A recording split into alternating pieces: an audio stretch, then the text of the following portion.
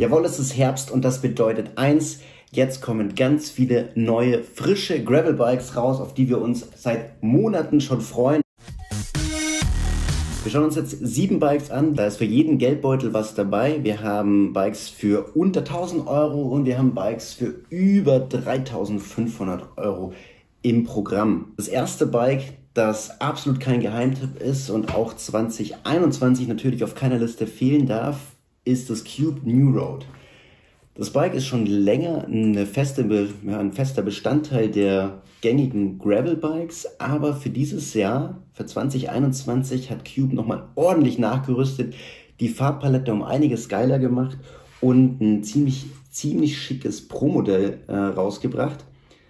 Nämlich hier das Cube New Road C62 SL, wie ich finde, super gelungen, sehr, sehr schöner Carbonrahmen mit einer super geilen Lackierung. Das Ganze kommt mit knapp 4000 Euro doch etwas teuer daher.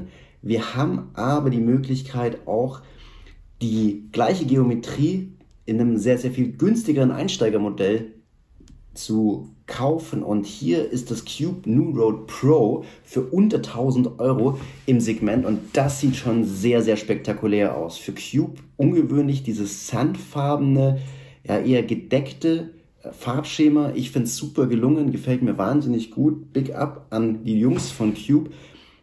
Sieht sehr, sehr schlicht und ja auch unaufdringlich aus und ich finde, es passt ganz gut auch zu dem Gravel-Thema. Deswegen ein richtig heißer Einsteiger-Tipp für alle, die unter 1000 Euro ausgeben wollen.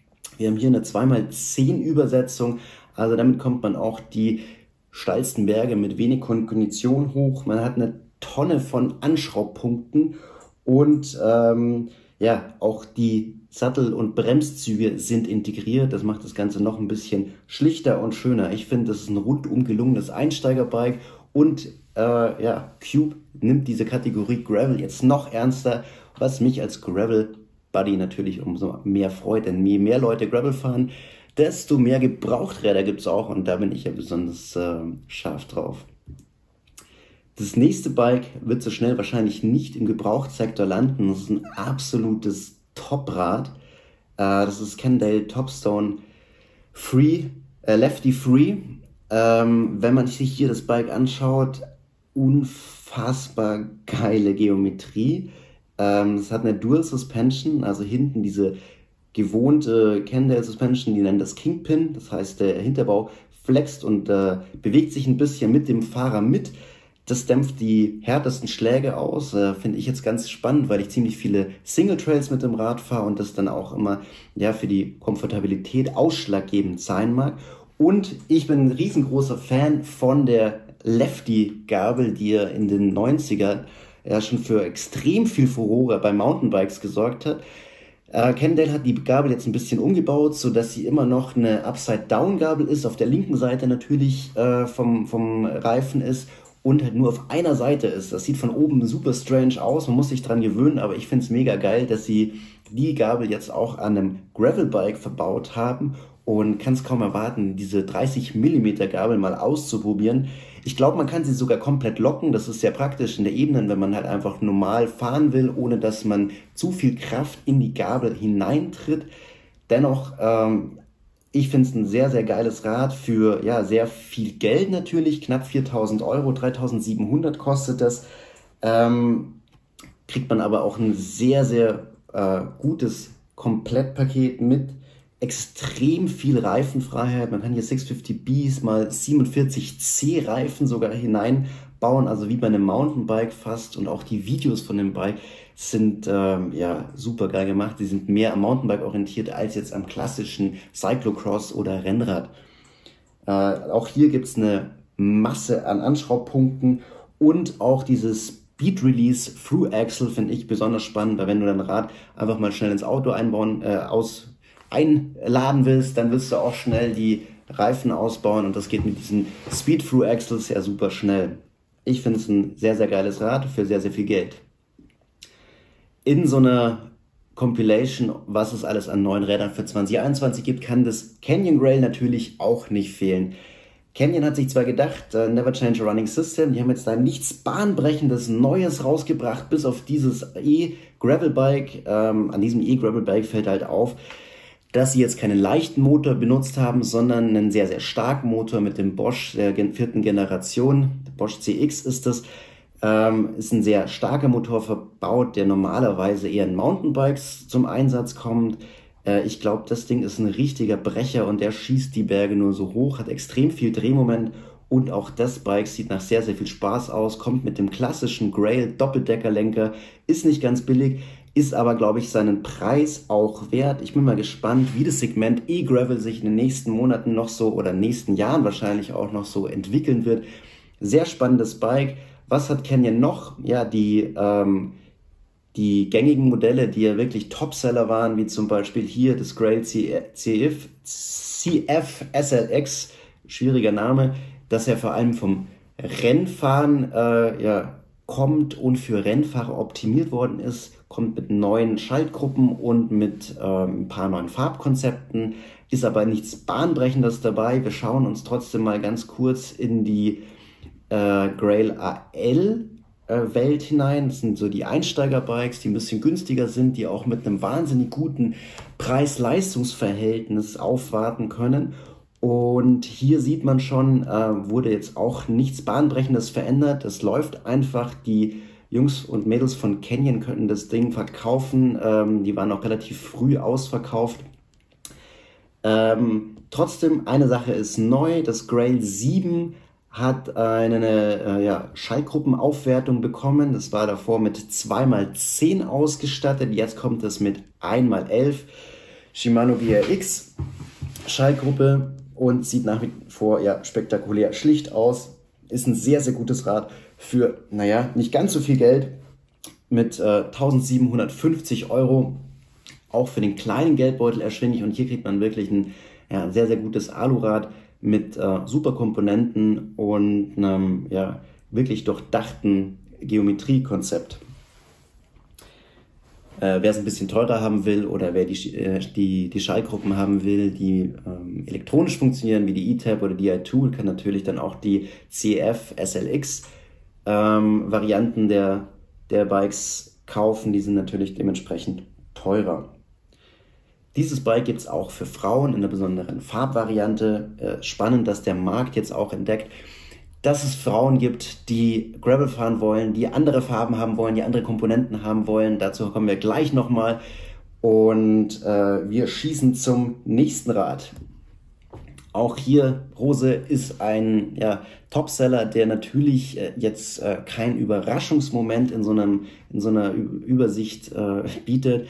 Ich wollte einfach nur mal ganz kurz aufhören. Von Rose gibt es momentan noch nichts Neues. Die haben ihre 2021 Modelle relativ früh schon vorgestellt. Ich glaube, die waren im Sommer dann schon so weit, dass sie die einzelnen Geometrien-Konzepte vorgestellt haben. Und ein besonderes Schmankerl war das Backroad Limited, das hier aufgeführt ist in diesem schlichten Schwarz. Ich stehe ja sehr auf schlichte Farben.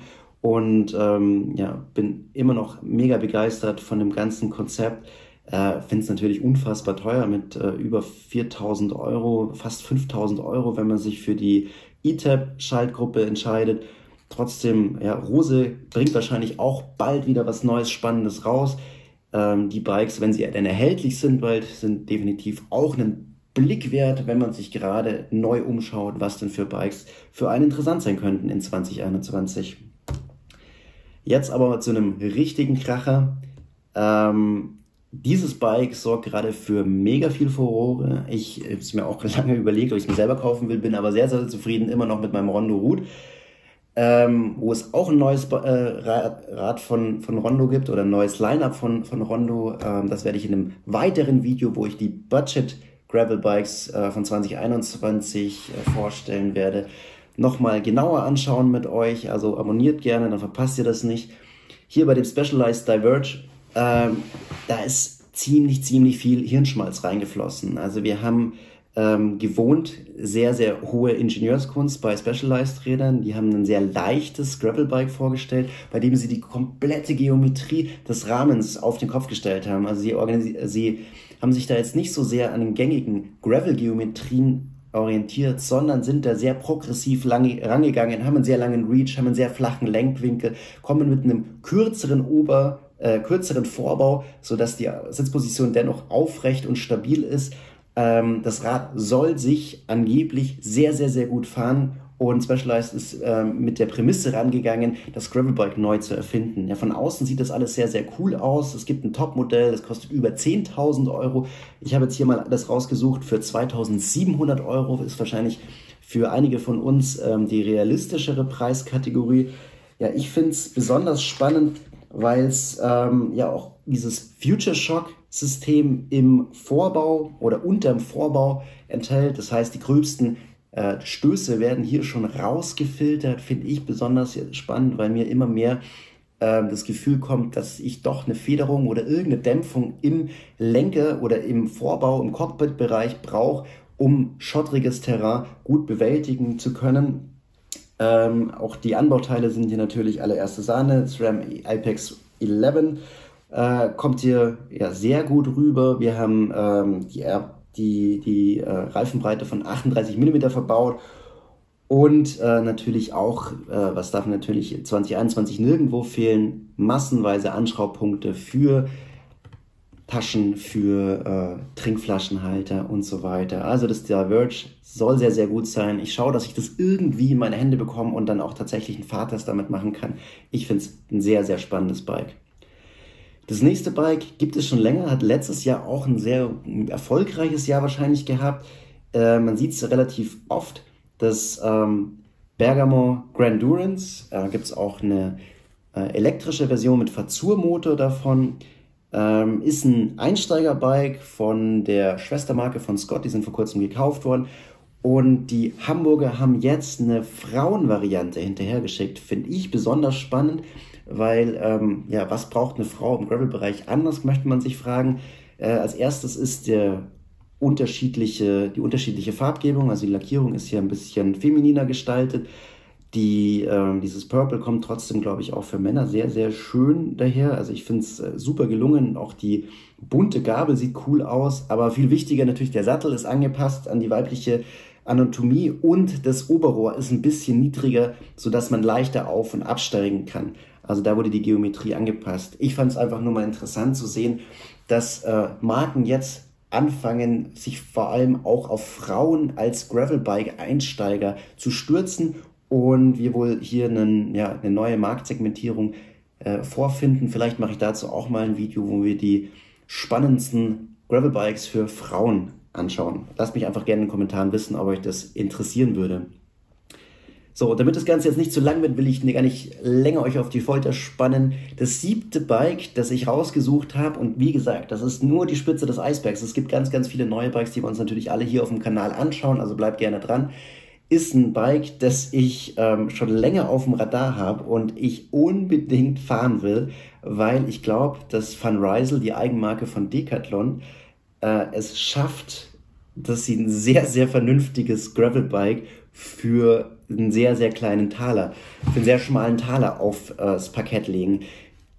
Ja, wer Decathlon kennt und wer schon mal in so einem Laden war, die haben es ja wirklich drauf, jede einzelne Subkategorie an Sport, ob das Stand-Up-Paddling, Klettern, Biwakzelten, was auch immer ist. Die Eigenmarken von denen sind so ausgefuchst und gut, dass sie mit Kampfpreisen aufwarten, die etablierten Hersteller wirklich zum Zittern bringen. Und dieses Van Rysel Gravelbike, das Vollcarbon ausgestattet ist mit einer Shimano GRX und einer Carbongabel, sieht nicht nur wirklich richtig nice aus, weil es sehr schlicht ist, da steht jetzt nicht irgendwie Billo B Twin oder sowas drauf, sondern es kommt mit einer sehr, sehr schlichten gold-beigen Lackierung und mit einem Kampfpreis von 1.900 Euro.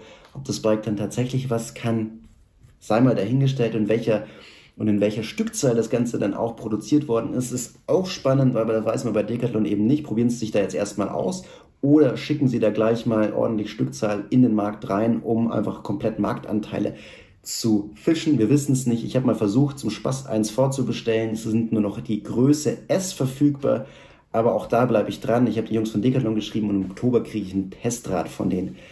Ja, das waren meine 7 Räder, die mir jetzt gerade so ins Auge gefallen sind. Ich werde in letzter Zeit sehr häufig gefragt, welche Gravelbikes kannst du empfehlen? Und da jetzt sehr, sehr viele neue rauskommen, versuche ich jetzt vor allem neue auch vorzustellen. Aber vergesst nicht, immer wenn neue Bikes hochkommen und vorgestellt werden, bedeutet das auch, dass sehr, sehr viele gebrauchte Räder auf die Märkte wie eBay Kleinanzeigen oder in Deutschland auch den IBC Bike Markt gespült werden. Und da ist es auch immer einen Blick wert, wenn man sich jetzt gerade ein neues Bike kaufen will.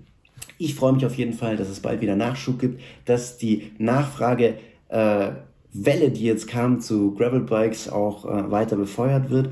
Und lasst mich gerne in den Kommentaren wissen, welches Bike ich mir im nächsten Video anschauen will. Ich freue mich auf die Kommentare, gerne liken und wir sehen uns beim nächsten Video. Bis dann, ciao.